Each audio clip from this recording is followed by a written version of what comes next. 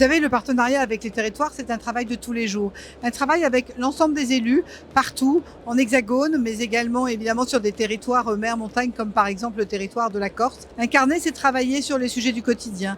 Les sujets du quotidien, c'est simplifier la vie des maires. On a un énorme travail de simplification à mener. C'est s'engager sur évidemment la vision partagée qu'on peut avoir à partir des projets de territoire. Et bien évidemment, le gouvernement est mobilisé avec un budget que j'espère voter, qui permettra aux élus de continuer à investir pour l'aménagement de chacun des territoires dans un esprit de différenciation qui permet de répondre aux attentes de chacun des habitants.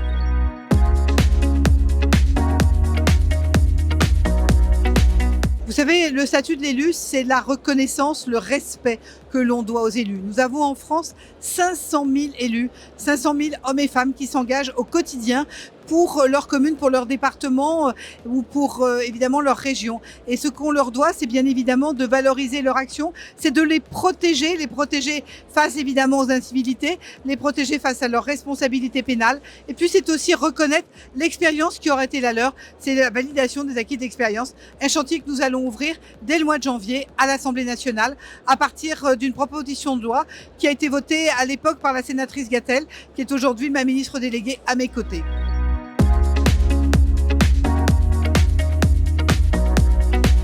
Vous savez, les collectivités souffrent beaucoup de la norme. Le poids de la norme, une norme qui est compliquée, une norme qui coûte cher. Boris Ravignon a mis en avant dans un rapport le fait que travailler sur les normes, c'est potentiellement économiser plusieurs milliards d'euros. Ce que nous allons faire, c'est prendre les normes en fonction de leur coût plutôt qu'en fonction de ce qu'elles pourraient produire.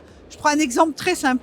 On nous parle de l'eau des piscines qu'il faut changer tous les ans. Si l'analyse sanitaire est bonne, pourquoi changer l'eau des piscines? C'est ça, simplifier la norme.